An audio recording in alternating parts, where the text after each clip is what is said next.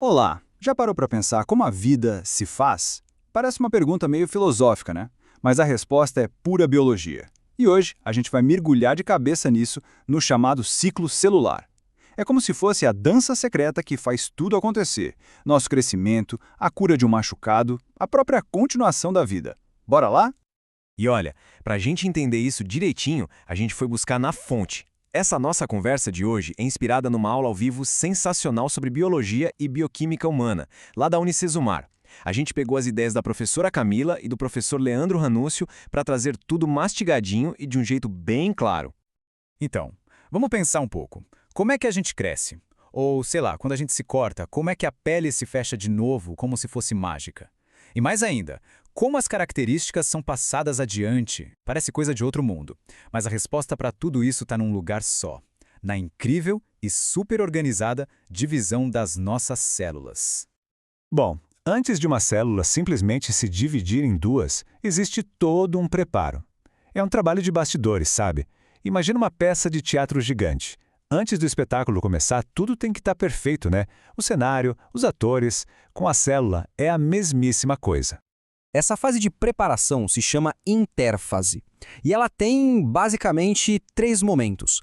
Primeiro, a fase G1. Aqui a célula está, crescendo, ganhando corpo, produzindo tudo que vai precisar. Depois vem a fase S. E essa é a mais importante de todas. É aqui que ela faz uma cópia perfeitinha do seu DNA. E por último, na G2 é o check-up final. Mais um pouquinho de crescimento e uma última olhada para ver se está tudo certo para o grande momento da divisão. Mas olha que interessante, a célula não sai fazendo isso de qualquer jeito. Como a própria professora Camila destacou, existem os chamados pontos de checagem. Pensa neles como fiscais de qualidade super rigorosos. No final da G1 e da G2, a célula para e se pergunta: e aí, o DNA tá beleza? A cópia ficou boa mesmo? Se a resposta for sim, ela segue em frente. Se não, o processo para. É o sistema de segurança da vida em ação. Ok, com tudo preparado, a gente chega na mitose. Se a gente precisasse de uma analogia, a mitose seria a máquina de Xerox perfeita do nosso corpo. Uma copiadora de altíssima precisão que cria células iguaizinhas umas às outras, seja para a gente crescer ou para consertar um machucado. E aqui é fundamental a gente já entender a diferença-chave. O propósito da mitose é criar clones, cópias idênticas para manter nosso corpo funcionando. Já a meiose, que a gente vai ver daqui a pouco, tem outra missão, totalmente diferente: criar variedade, misturar as cartas genéticas para reprodução. Essa dança da mitose acontece em 4 fases principais.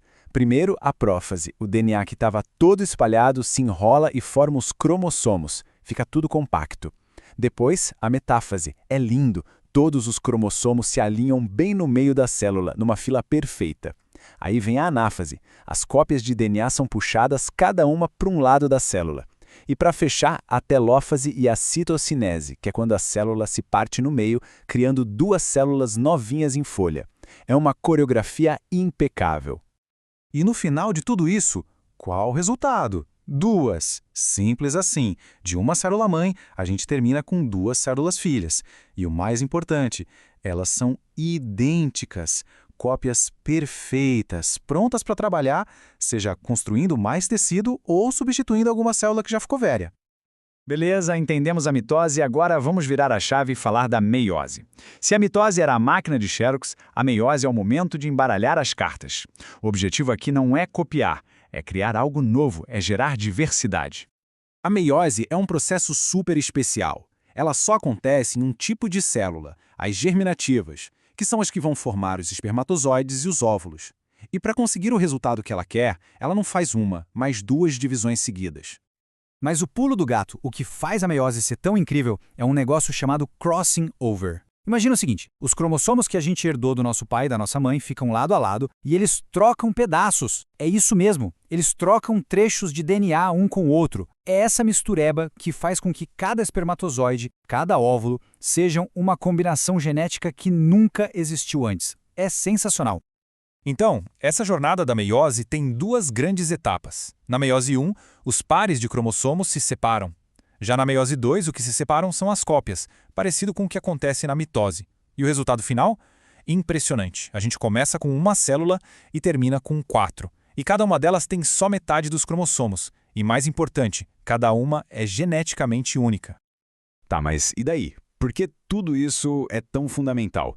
Porque, no fundo, é assim que a vida funciona. É a base de tudo, de como os seres vivos existem, se mantêm e evoluem. Então, para a gente fechar e não confundir mais, a mitose quer continuidade. Ela faz uma divisão e cria duas células idênticas. A meiose, por outro lado, quer variedade. Ela faz duas divisões para criar 4 células únicas, com metade dos cromossomos. E o segredo dela é o tal do crossing over. No fim das contas, é isso. Desde aquela primeira célulazinha que deu origem a cada um de nós, até o organismo complexo que somos hoje, e também para garantir que a vida passe para a próxima geração, são esses dois processos, mitose e meiose, os grandes motores por trás de tudo. E para a gente terminar, fica uma reflexão. A gente viu que o ciclo celular é todo controlado, cheio de pontos de checagem. É um sistema super preciso. Mas, e se esse controle falhar? O que acontece quando uma célula simplesmente ignora os sinais de pare e começa a se dividir sem controle? Pois é, essa perda de controle é exatamente o que acontece no câncer. E isso só mostra o quanto essa dança das células precisa ser perfeita.